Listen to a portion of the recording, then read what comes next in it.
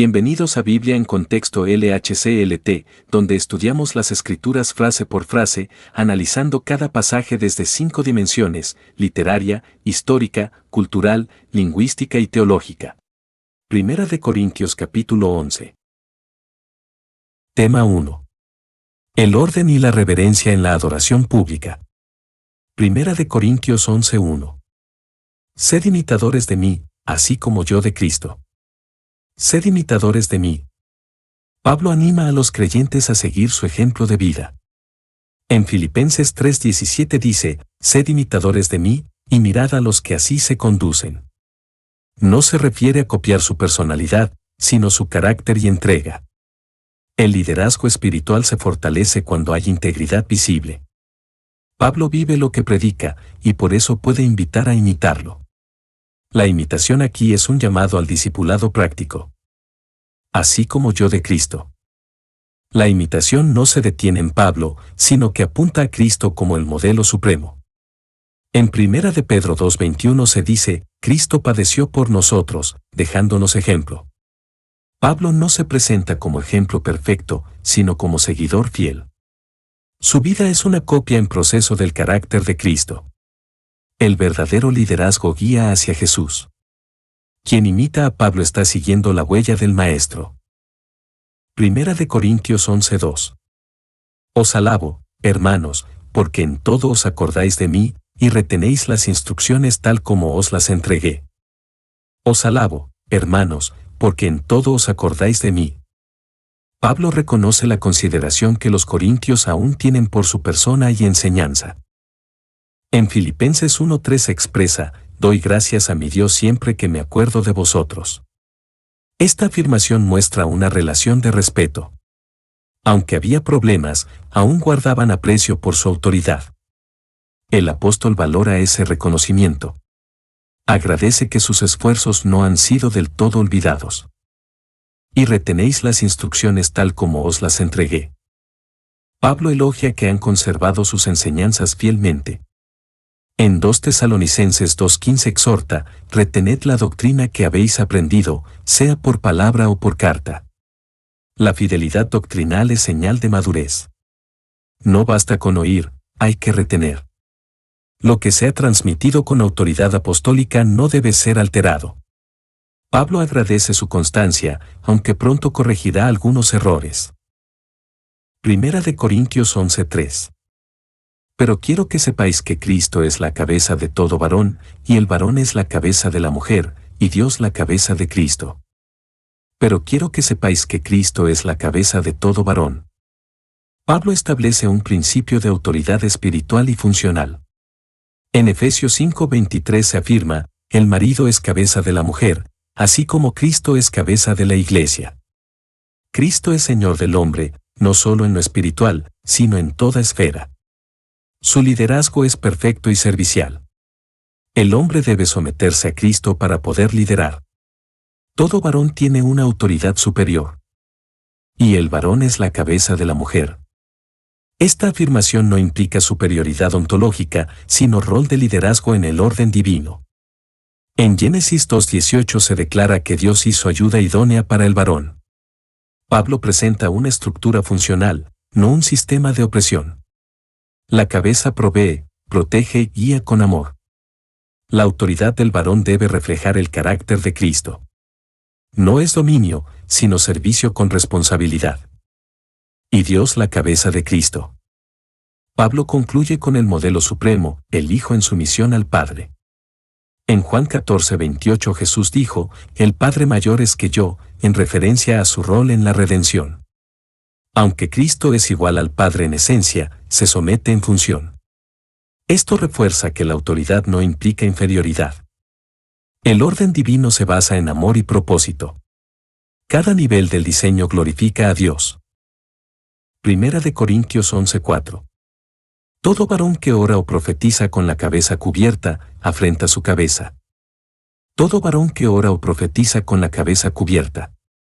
Pablo introduce la práctica cultural relacionada con la autoridad espiritual y el orden en la adoración. En el contexto grecorromano, cubrirse la cabeza para el varón era impropio en actos religiosos cristianos. Orar y profetizar son actos públicos de devoción y edificación. La cobertura invertía los símbolos de autoridad establecidos. La práctica debía reflejar honor, no confusión. Lo exterior debía expresar lo espiritual. Afrenta su cabeza. La cabeza del varón es Cristo, como explicó en el versículo 3. Al cubrirse, el varón deshonra simbólicamente la autoridad de Cristo sobre él. En Romanos 1:21 se menciona a quienes no glorificaron a Dios como a Dios. El acto externo transmite un mensaje erróneo. Pablo enseña que la adoración también comunica. Lo simbólico tiene peso espiritual. La irreverencia no es solo actitud, también gesto. Primera de Corintios 11:5. Pero toda mujer que ora o profetiza con la cabeza descubierta, afrenta su cabeza, porque lo mismo es que si se hubiese rapado. Pero toda mujer que ora o profetiza con la cabeza descubierta. Pablo ahora se dirige a las mujeres que ejercen funciones de oración y profecía en público. En Hechos 21:9 se menciona que las hijas de Felipe profetizaban, lo cual muestra que no se les prohibía participar. Sin embargo, debían hacerlo en el marco del orden espiritual. La cabeza descubierta en la cultura corintia significaba insubordinación o vergüenza. El símbolo debía concordar con el mensaje. Afrenta su cabeza. La cabeza de la mujer es el varón, según el orden establecido en el versículo 3. Descubrirse públicamente era visto como una falta de respeto hacia su autoridad designada. En Proverbios 12:4 se dice que la mujer virtuosa es corona de su marido. El respeto se mostraba también en lo externo. La afrenta es una ruptura del diseño divino. No era cuestión estética, sino espiritual. Porque lo mismo es que si se hubiese rapado. Pablo utiliza una comparación culturalmente impactante. En el contexto, raparse era señal de castigo o degradación. En Deuteronomio 21:12 se alude al rapado como símbolo de duelo o humillación. Descubrir la cabeza era tan ofensivo como ese acto. La mujer sin cobertura pública deshonraba su posición. El lenguaje refleja la gravedad del asunto. La cobertura era un símbolo visible de su sujeción voluntaria. Primera de Corintios 11:6. Porque si la mujer no se cubre, que se corte también el cabello, y si le es vergonzoso a la mujer cortarse el cabello o raparse, que se cubra. Porque si la mujer no se cubre, que se corte también el cabello. Pablo lleva el argumento al extremo para enfatizar la consecuencia lógica. Si rechaza el símbolo, entonces que lleve la señal extrema de deshonra. En Números 5:18 el cabello suelto era señal de exposición. Rechazar el símbolo es rechazar lo que representa. Si no quiere cubrirse, entonces que asuma plenamente la vergüenza cultural. El símbolo no era opcional. La coherencia externa importa. ¿Y si le es vergonzoso a la mujer cortarse el cabello o raparse? Pablo apela al sentido común cultural. La mayoría consideraría deshonroso que una mujer se rapara. En Isaías 3:24 el rapado es símbolo del juicio divino. Si eso es deshonroso, entonces debe valorar el símbolo que la protege. La vergüenza cultural no es trivial, refleja valores sociales. Pablo no impone un ritual, sino un principio que honra el orden divino. La vergüenza revela el desajuste. Que se cubra. La conclusión es directa, que honre el símbolo de autoridad. En Primera de Timoteo 2:9 se llama a la mujer a presentarse con pudor y modestia. Cubrirse no es opresión, sino testimonio de humildad. La sumisión voluntaria honra a Dios. La cobertura visible comunica respeto al diseño de Dios. Pablo no impone legalismo, sino coherencia espiritual. Lo externo debe reflejar lo interno. Primera de Corintios 11:7. Porque el varón no debe cubrirse la cabeza, pues él es imagen y gloria de Dios, pero la mujer es gloria del varón. Porque el varón no debe cubrirse la cabeza. El varón, al ejercer funciones espirituales públicas, debe hacerlo sin cubrir su cabeza como símbolo de sujeción directa a Cristo. Pablo ya afirmó que Cristo es la cabeza de todo varón en 1 Corintios 11:3. Cubrirse sería distorsionar ese orden espiritual. El varón representa liderazgo bajo Cristo. Su función demanda claridad visual en su rol. Pablo exige coherencia entre forma y fondo. Pues él es imagen y gloria de Dios.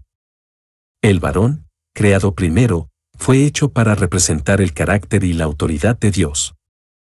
En Génesis 1:27 se dice, varón y hembra los creó, a imagen de Dios los creó. Pero en el orden funcional, el varón refleja esa imagen en su liderazgo.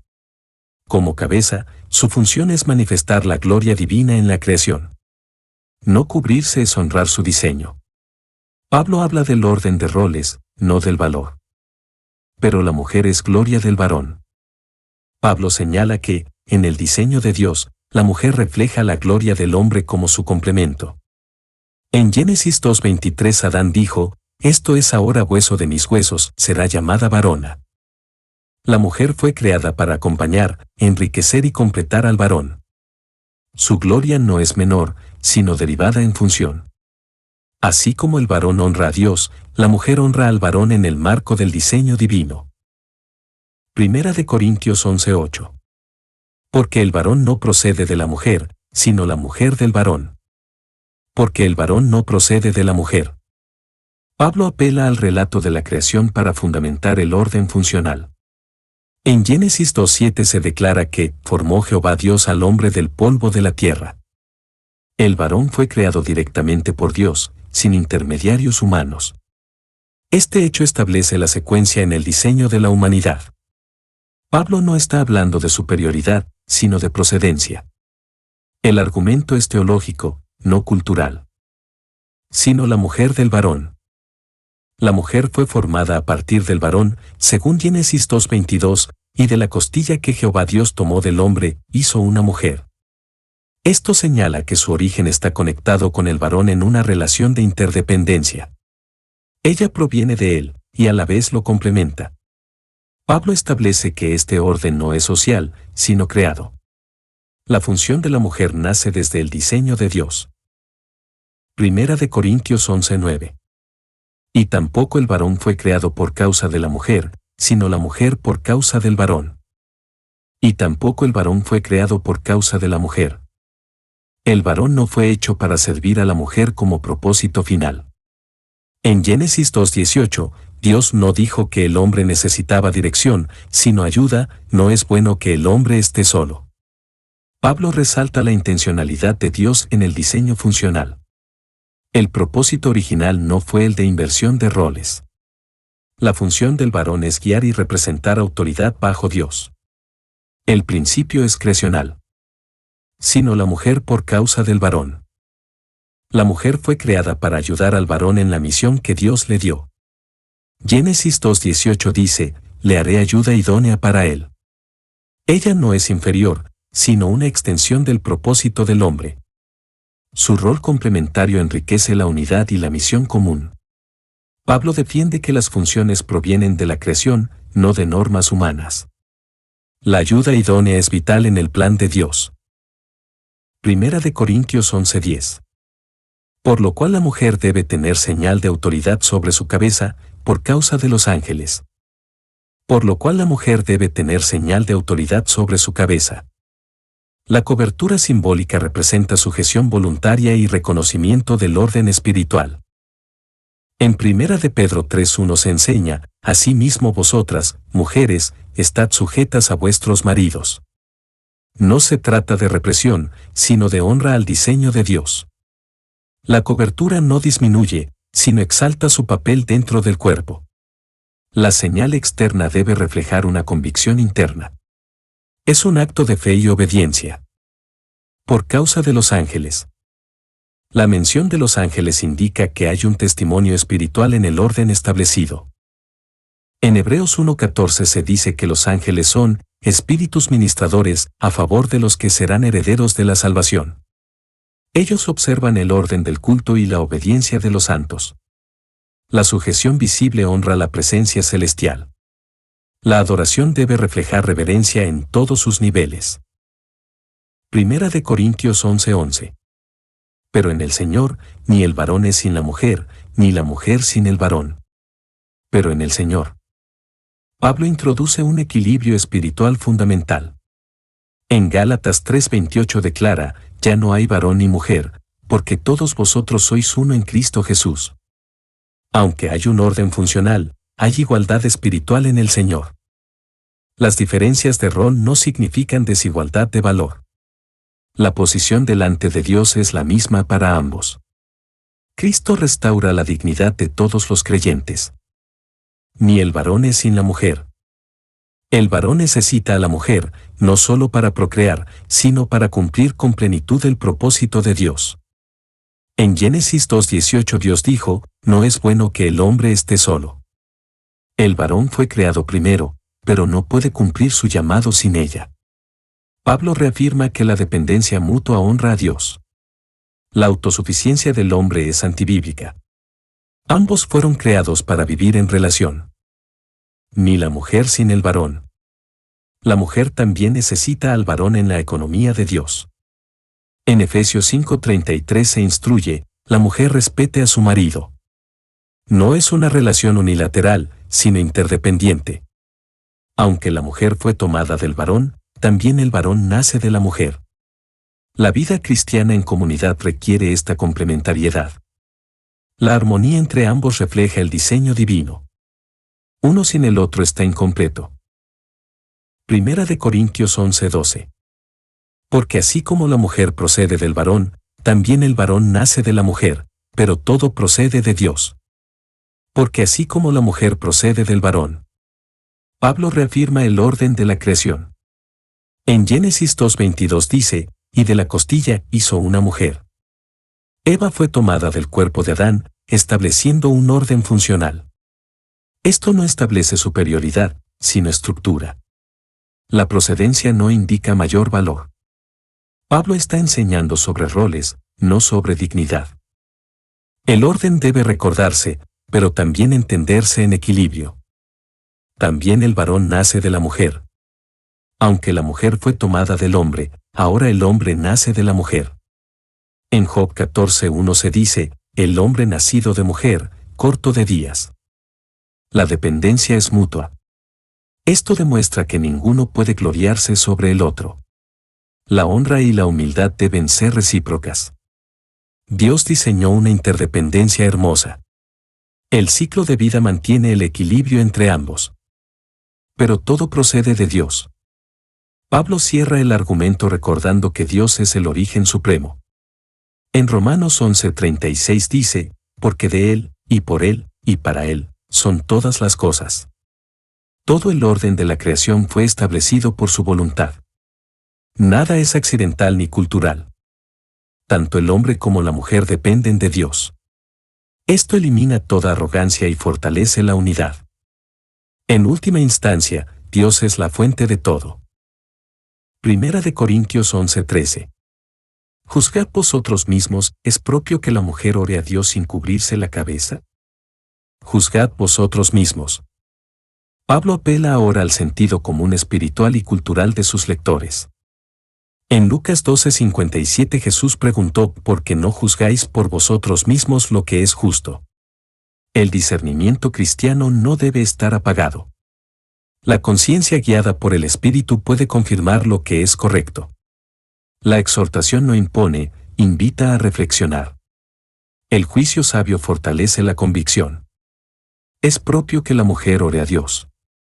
La oración es un acto sagrado, y Pablo lo enmarca en el contexto del orden y la reverencia. En Eclesiastés 5:1 se aconseja, cuando fueres a la casa de Dios, guarda tu pie. No se trata solo de qué se hace, sino de cómo se hace. Orar es presentarse delante del Rey. Lo externo debe estar alineado con esa solemnidad. El decoro honra la santidad del momento. Sin cubrirse la cabeza. La pregunta apunta al símbolo de sujeción y respeto al orden espiritual. En Primera de Timoteo 2:9 se exhorta a la mujer a ataviarse de ropa decorosa, con pudor. En el contexto corintio, orar sin cubrirse sería visto como irreverente. Pablo no apela al legalismo, sino a la coherencia. El símbolo no salva, pero testifica. El orden visible debe acompañar la reverencia interior. Primera de Corintios 11:14. ¿La naturaleza misma no os enseña que al varón le es deshonroso dejarse crecer el cabello? La naturaleza misma no os enseña. Pablo apela ahora al sentido natural, al orden que Dios ha impreso en la creación. En Romanos 1:20 se afirma que lo invisible de Él se hace claramente visible desde la creación del mundo. La naturaleza da testimonio de principios divinos. El cuerpo, la biología y el instinto respaldan lo que Dios ha revelado. El orden natural es un maestro silencioso. Dios habla aún sin palabras. ¿Qué el varón le es deshonroso dejarse crecer el cabello? Según la cultura grecorromana y judía, el cabello largo en el varón era símbolo de feminización o rebeldía. En Deuteronomio 22:5 se prohíbe que el hombre use ropa de mujer. Pablo no condena una longitud exacta, sino la alteración de símbolos. Si el cabello proyecta confusión de género, se vuelve deshonroso. El cuerpo no debe enviar un mensaje opuesto al creado. La distinción visual honra a Dios. Primera de Corintios 11:15. Por el contrario, a la mujer dejarse crecer el cabello le es honroso, porque en lugar de velo le es dado el cabello. Por el contrario, a la mujer dejarse crecer el cabello le es honroso. El cabello largo en la mujer era un símbolo de feminidad, modestia y honra en su contexto. En Cantares 4:1 el esposo elogia, tu cabello es como manada de cabres. Pablo afirma que la longitud natural del cabello también transmite un mensaje. Para la mujer, dejarlo crecer es apropiado y loable. Refuerza su diseño natural. Es una distinción visual que glorifica al Creador. Porque en lugar de velo le es dado el cabello. El cabello largo es una cobertura natural que complementa la simbólica. En la creación, Dios ya colocó un elemento visible para respaldar el principio espiritual. Esto no sustituye al velo cultural, pero sí refuerza su lógica. El diseño físico apunta al orden espiritual. Dios mismo preparó la estructura visual de autoridad. La mujer honra ese diseño al mantener su distintivo femenino. Primera de Corintios 11:16. Con todo eso, si alguno quiere ser contencioso, nosotros no tenemos tal costumbre, ni las iglesias de Dios. Con todo eso, si alguno quiere ser contencioso. Pablo anticipa que algunos podrían resistirse por orgullo o rebeldía. En Tito 3:9 advierte, evita cuestiones necias, genealogías y contenciones. La contención nace del corazón que no se sujeta a Dios. Algunos discutirán incluso con lo que es claro. Pero Pablo no permite que el desacuerdo se imponga sobre el orden.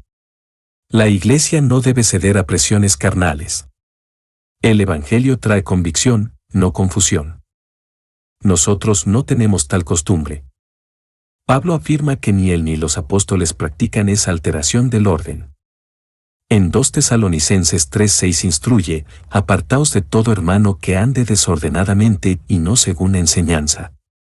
Esta afirmación establece una norma apostólica. La práctica del orden no era local, era general. No era una opinión de Pablo, sino doctrina respaldada por la tradición apostólica. La iglesia no improvisa. Ni las iglesias de Dios. Con esto, Pablo cierra el argumento apelando a la unanimidad de la práctica eclesial. En 1 de Corintios 7:17 dice, así ordeno en todas las iglesias. La enseñanza era universal en todas las congregaciones establecidas por los apóstoles. No había lugar para excepciones basadas en preferencias personales. La unidad en la práctica reflejaba unidad en la doctrina. Las iglesias de Dios obedecen al Dios del orden. Tema 2. Reprensión por los abusos en la cena del Señor. 1 de Corintios 11:17. Pero al anunciaros esto que sigue, no os alabo, porque no os congregáis para lo mejor, sino para lo peor. Pero al anunciaros esto que sigue, no os alabo. Pablo cambia el tono de alabanza anterior a una seria reprensión. En Gálatas 4:20 expresó, quisiera estar con vosotros, pues estoy perplejo en cuanto a vosotros. Aunque antes reconoció su fidelidad en algunas cosas, aquí muestra su desaprobación. El amor verdadero corrige lo que está mal. Pablo no calla ante el pecado por temor al rechazo. La autoridad espiritual también disciplina. Porque no os congregáis para lo mejor. El propósito de reunirse como iglesia es edificar, crecer en fe y glorificar a Dios. En Hebreos 10:25 se exhorta, no dejando de congregarnos, sino exhortándonos. Sin embargo, en Corinto la reunión perdía su esencia. En lugar de ser un tiempo santo, se convertía en ocasión de tropiezo. La adoración desordenada contradice el Evangelio. Lo mejor se pierde cuando no hay reverencia. La reunión debe reflejar a Cristo. Sino para lo peor. Pablo acusa que las reuniones estaban haciendo más daño que bien. En Isaías 1:13 Dios dice, no puedo sufrir iniquidad y asamblea solemne. La congregación que no honra a Dios se convierte en escenario de juicio. El mal testimonio, el desorden y la carnalidad estaban contaminando la adoración. Lo que debía ser vida, se volvía carga. Pablo quiere restaurar el propósito santo de congregarse. Primera de Corintios 11:18. Pues en primer lugar, cuando os reunís como iglesia, oigo que hay entre vosotros divisiones, y en parte lo creo. Pues en primer lugar, cuando os reunís como iglesia. La iglesia no es simplemente una reunión, sino un cuerpo llamado a unidad. En Efesios 4:4 se afirma, un cuerpo y un espíritu. Pablo comienza a enumerar los males que corrompen la reunión cristiana. El enfoque aquí no es social, sino espiritual. La adoración colectiva requiere orden, humildad y unidad. Dios espera comunión verdadera entre sus hijos. El culto no puede ser egoísta ni caótico. Oigo que hay entre vosotros divisiones. Pablo denuncia que la comunidad está fragmentada, no por doctrina, sino por orgullo y favoritismo. En Primera de Corintios 1:10 ya le suplicó que no haya entre vosotros divisiones. La palabra aquí es chísmata, que indica rupturas relacionales. La comunión se ve empañada por conflictos y sectarismos. La división profana el altar. Una iglesia dividida no puede adorar en espíritu y verdad. Y en parte lo creo. Pablo, aunque prudente, da crédito a los reportes que ha recibido. En Primera de Corintios 1:11 escribió, he sido informado que hay entre vosotros contiendas. No está haciendo acusaciones ligeras, sino fundamentadas. Conoce a los corintios y sabe que esto es posible. Su discernimiento pastoral le permite confirmar lo escuchado. No se deja llevar por chismes, pero tampoco ignora la verdad evidente. Primera de Corintios 11:19. Porque es preciso que entre vosotros haya disensiones, para que se manifiesten entre vosotros los que son aprobados. Porque es preciso que entre vosotros haya disensiones. Aunque no desea divisiones, Pablo reconoce que Dios puede permitirlas con propósito. En Mateo 18:7 Jesús dijo, es necesario que vengan tropiezos. Las disensiones a veces revelan lo que está oculto. No todas son malas en sí, algunas exponen el corazón de los hombres. El conflicto pone a prueba la sinceridad de la fe. En tiempos de tensión, la verdad se revela con claridad.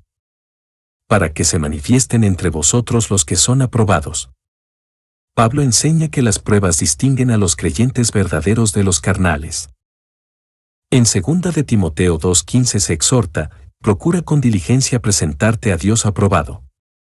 El término, aprobados, dokimoi, implica haber pasado la prueba. En medio del conflicto, se ve quien obra con humildad y quien busca el yo. Dios usa la división para revelar carácter. Los aprobados son luz en medio del caos. Primera de Corintios 11:20. Cuando, pues, os reunís vosotros, esto no es comer la cena del Señor. Cuando, pues, os reunís vosotros. Pablo se refiere a las reuniones de la iglesia que debían ser tiempos de comunión y adoración. En Hechos 2:42 se señala que los primeros cristianos perseveraban en el partimiento del pan. Sin embargo, las reuniones en Corinto estaban distorsionadas. Lo que debía ser expresión de unidad, se había convertido en ocasión de egoísmo. La reunión tiene un propósito espiritual que no se puede perder. Esto no es comer la cena del Señor. Pablo afirma que, aunque externamente participaban del pan y la copa, espiritualmente estaban muy lejos. En Isaías 29:13 Dios dijo, este pueblo con sus labios me honra, pero su corazón está lejos de mí. No todo acto ritual es verdadero culto. Lo que hacían en apariencia, no era reconocido por Dios.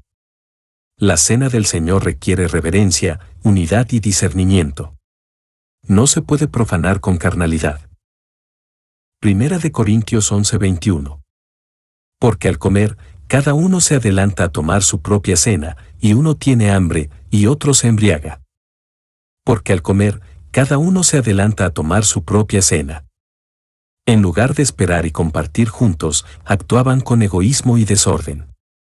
En Filipenses 2:4 se exhorta, no mirando cada uno por lo suyo propio, sino por lo de los otros. La cena del Señor debía ser una expresión de unidad, no de autosatisfacción. Algunos comían sin esperar a los demás. El sentido comunitario se había perdido. El egoísmo había contaminado la mesa sagrada. Y uno tiene hambre, y otro se embriaga. Esta acusación muestra el contraste extremo entre los hermanos, algunos en necesidad, otros en exceso. En Santiago 2:6 se denuncia, no son los ricos los que oprimen. No había cuidado ni equidad en el cuerpo. El acto que debía recordar el sacrificio de Cristo era usado para satisfacer placeres personales. La embriaguez ofendía la santidad del momento.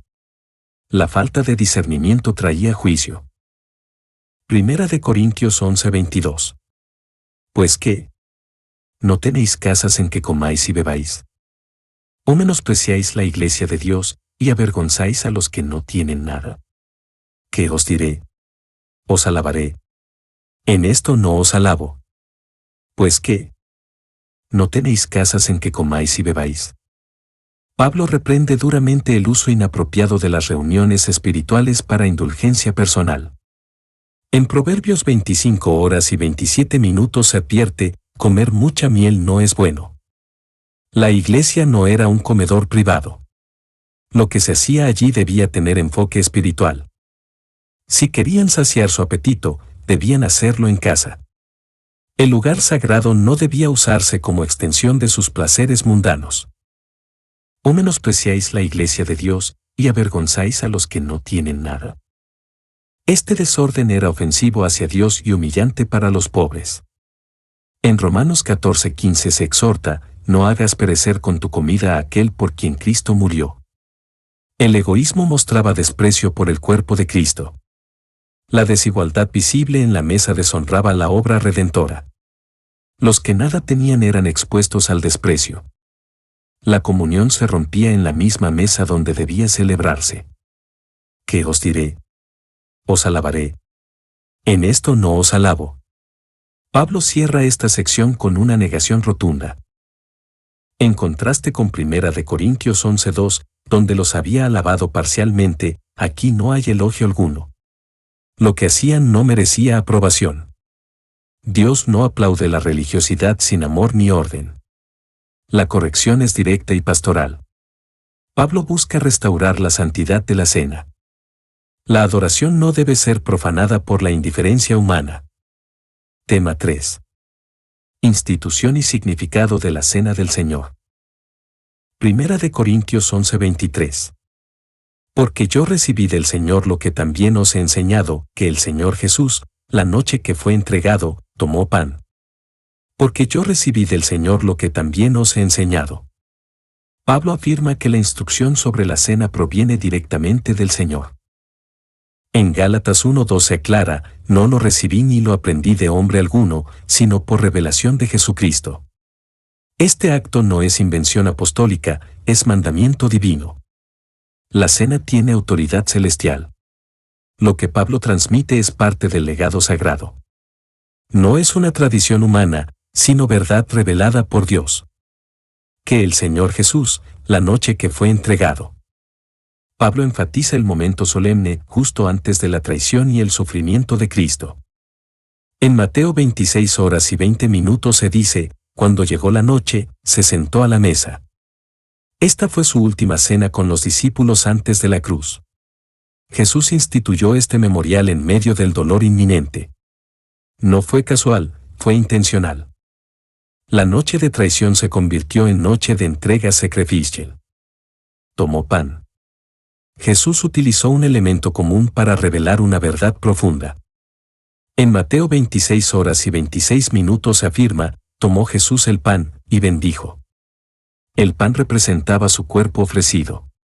Lo ordinario se volvió santo en sus manos. El acto fue simbólico, pero con valor espiritual eterno. La sencillez del pan contrasta con la profundidad del mensaje. Lo material se convirtió en canal de lo eterno. Primera de Corintios 11:24. Y habiendo dado gracias, lo partió, y dijo, tomad, comed, esto es mi cuerpo que por vosotros es partido, haced esto en memoria de mí. Y habiendo dado gracias, lo partió, y dijo. Jesús, aun sabiendo su dolor próximo, dio gracias. En Lucas 22:19 se repite, y habiendo dado gracias, lo partió. Su gratitud no dependía de las circunstancias, sino de la voluntad del Padre. Al partir el pan, anticipa su sacrificio. El gesto expresa entrega total. No fue quebrantado por los hombres, sino ofrecido por amor. Él controla el momento, no es víctima pasiva. Tomad, comed, esto es mi cuerpo que por vosotros es partido. Jesús entrega su cuerpo voluntariamente por nosotros. En Juan 10:18 declaró, nadie me la quita, sino que yo de mí mismo la pongo. El pan no se transforma físicamente, pero representa su cuerpo crucificado. Cada vez que se parte, recordamos su entrega. Fue partido, por vosotros, mostrando sustitución. Cristo tomó nuestro lugar. Su cuerpo fue el precio de nuestra redención. Haced esto en memoria de mí. Esta orden establece un mandato perpetuo para la Iglesia. En Lucas 22:19 añade, haced esto en memoria de mí. No es un rito vacío, sino un acto de recuerdo viviente. No recordamos a un muerto, sino a un Salvador resucitado. La cena mantiene viva la cruz ante nuestros ojos. Nos centra en lo esencial. Nos llama a contemplar con reverencia su obra redentora. Primera de Corintios 11:25. Asimismo tomó también la copa, después de haber cenado, diciendo, esta copa es el nuevo pacto en mi sangre, haced esto todas las veces que la bebiereis, en memoria de mí. Asimismo tomó también la copa, después de haber cenado, diciendo. La copa fue tomada al final del rito pascual, con solemnidad. En Mateo 26 horas y 27 minutos dice, tomando la copa, y habiendo dado gracias. Cada detalle fue deliberado. La copa representaba el pacto, sellado con sangre. No fue improvisado, sino profetizado. Jesús transforma la celebración pascual en el símbolo del nuevo pacto. El acto es espiritual y sagrado. La copa no es adorno, es testimonio. Esta copa es el nuevo pacto en mi sangre. Esta declaración conecta con Jeremías 31 horas y 31 minutos, haré nuevo pacto, no como el pacto que hice con sus padres. Jesús inaugura una nueva relación entre Dios y los hombres. Su sangre no es símbolo, es sello de pacto eterno. Ya no es necesario otro sacrificio. El nuevo pacto trae perdón completo. La copa representa ese acceso. Cada sorbo proclama la victoria de la cruz. Haced esto todas las veces que la bebiereis, en memoria de mí. La repetición no es rutina, sino renovación de conciencia. En Hebreos 10:17 Dios promete, nunca más me acordaré de sus pecados. Cada vez que participamos, recordamos lo que Él ya no recuerda. El acto reafirma nuestra fe. Nos recuerda que somos redimidos por gracia. No es tradición vacía, sino memorial sagrado. Cristo debe estar siempre en el centro. Primera de Corintios 11:26. Así, pues, todas las veces que comiereis este pan y bebiereis esta copa, la muerte del Señor anunciáis hasta que Él venga. Así, pues, todas las veces que comiereis este pan. Pablo resalta que cada participación es un acto proclamativo. En Juan 6:51 Jesús dijo, «Yo soy el pan vivo que descendió del cielo». Comer el pan en la cena es más que recordar, es declarar vida. Es recibir de nuevo el mensaje del Evangelio. No se trata de cantidad, sino de significado. Cada vez que se parte, se proclama esperanza. La fe se fortalece al recordar su cuerpo entregado. Y bebiereis esta copa. El beber no es solo un acto físico, sino espiritual. En Juan 6:54 Jesús dijo, «El que come mi carne y bebe mi sangre, tiene vida eterna». Participar de la copa es un compromiso con el pacto. El vino representa sangre derramada, vida ofrecida. La copa no embriaga, santifica. Es señal de pertenencia a Cristo. Cada sorbo nos conecta con el Calvario. La muerte del Señor anunciáis hasta que Él venga. La cena tiene un carácter evangelístico y escatológico. En Mateo 26:29 Jesús prometió, «No beberé más hasta aquel día en el reino de mi Padre». Al participar, miramos atrás a la cruz y adelante a su retorno.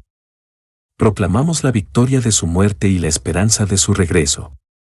No es nostalgia, es expectación. Cada celebración es un eco del cielo. Hasta que Él venga, seguimos recordando. Tema 4. Advertencia sobre participar indignamente de la cena del Señor. Primera de Corintios 11:27.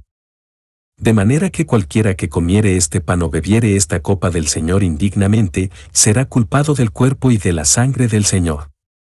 De manera que cualquiera que comiere este pan. La advertencia es universal, incluye a todo creyente que participe sin la reverencia debida. En Hebreos 12:28 se nos exhorta, sirvamos a Dios agradándole con temor y reverencia. Este pan no es común, representa el cuerpo de Cristo. Comerlo sin discernimiento espiritual es un acto grave. Dios no tolera la indiferencia. Participar del pan exige conciencia y humildad ante la cruz. O bebiere esta copa del Señor indignamente. El término, indignamente, no significa ser indigno, sino participar de forma irreverente, liviana o en pecado no confesado. En Mateo 5:23-24 Jesús instruye a reconciliarse antes de presentar la ofrenda. El acto externo sin comunión interna es hipocresía. Beber la copa sin examinar el corazón es despreciar el sacrificio. La cena es lugar de gracia, no de ligereza. El juicio cae sobre el corazón descuidado. Será culpado del cuerpo y de la sangre del Señor. Participar sin discernimiento es tratar con deshonra lo más sagrado. En Hebreos 10:29 se pregunta, ¿cuánto mayor castigo pensáis que merecerá que tuviere por inmunda la sangre del pacto? El juicio no es simbólico, es espiritual. No se trata de un castigo inmediato, sino de la responsabilidad ante Dios. La culpa recae sobre quien profana el memorial. Dios toma muy en serio la cruz de su Hijo. Primera de Corintios 11:28. Por tanto, pruébese cada uno a sí mismo, y coma así del pan, y beba de la copa. Por tanto, pruébese cada uno a sí mismo. La preparación para la cena comienza con examen personal. En 2 Corintios 13:5 se exhorta, examinaos a vosotros mismos si estáis en la fe. El autoexamen no es introspección morbosa, sino sincera evaluación espiritual. No debe impedir participar, sino preparar el corazón. Confesión, reconciliación y gratitud deben anteceder al acto. Dios desea adoración consciente, no religiosa. Y coma así del pan. Después de examinarse, el creyente no debe abstenerse, sino participar. En Romanos 5:1 se afirma, justificados, pues, por la fe, tenemos paz para con Dios. La cena no es para los perfectos, sino para los perdonados. La instrucción es, coma así, es decir, en el espíritu correcto. Dios quiere que sus hijos se acerquen confiadamente. La reverencia nos prepara, pero la gracia nos invita. Y beba de la copa. El acto de beber continúa el símbolo del pacto. En Juan 6:53 Jesús dijo, si no coméis y bebéis, no tenéis vida en vosotros. Esta participación es comunión con Cristo y su obra. Es renovar el compromiso, recordar el sacrificio y proclamar la esperanza. El creyente bebe con gozo y temblor. La copa nos conecta con la sangre del Redentor. La gracia es digna de memoria eterna. Primera de Corintios 11:29. Porque el que come y bebe indignamente, sin discernir el cuerpo del Señor, juicio come y bebe para sí. Porque el que come y bebe indignamente. Pablo reitera la seriedad de participar de manera inapropiada.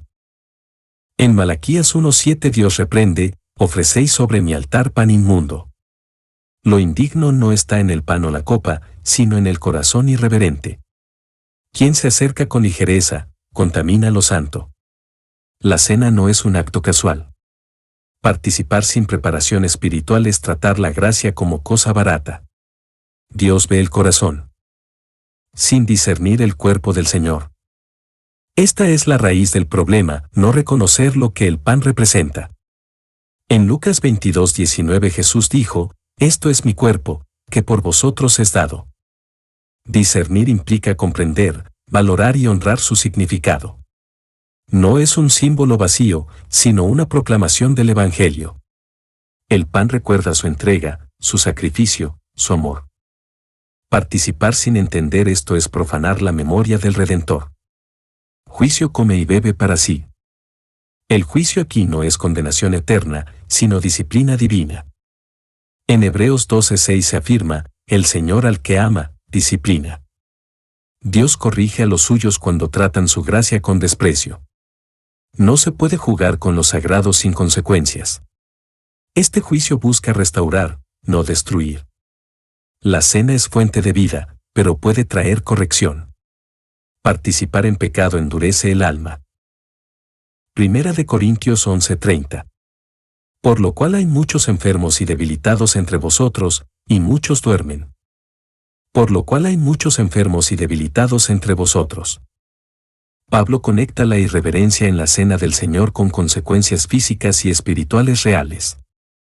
En Salmos 32:4 David confesó, se volvió mi verdor en sequedades de verano, por causa del pecado no confesado. La disciplina de Dios puede manifestarse en el cuerpo. No toda enfermedad es juicio, pero esta sí. La falta de discernimiento provocaba debilidad. El pecado no tratado paraliza la vida espiritual. Y muchos duermen. La palabra, duermen, es una referencia eufemística a la muerte física de creyentes.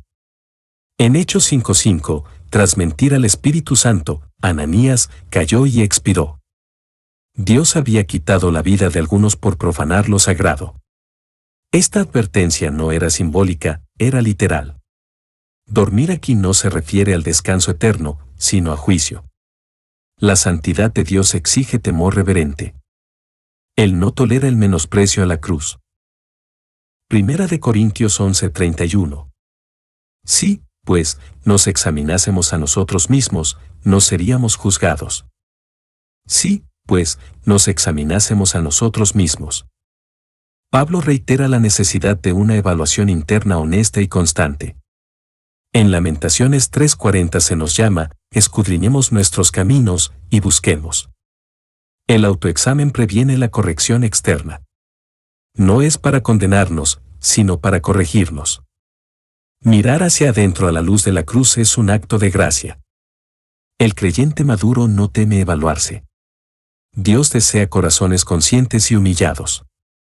No seríamos juzgados. El juicio aquí no es condenación eterna, sino disciplina preventiva. En Apocalipsis 3:19 Cristo dice, yo reprendo y castigo a todos los que amo. Si el creyente se juzga a sí mismo, Dios no necesita intervenir con corrección más severa. La disciplina no siempre sería necesaria si hubiera reflexión. Examinarse protege de consecuencias mayores. El juicio puede evitarse con arrepentimiento sincero. Primera de Corintios 11:32. Mas siendo juzgados, somos castigados por el Señor, para que no seamos condenados con el mundo. Mas siendo juzgados, somos castigados por el Señor. La disciplina es una señal de amor, no de rechazo. En Hebreos 12:10 se dice que nos disciplina para que participemos de su santidad. Dios no juzga como el mundo, sino como Padre. Cuando caemos en desobediencia, Él nos corrige con firmeza. Su juicio es justo y redentor. No es para destruirnos, sino para transformarnos.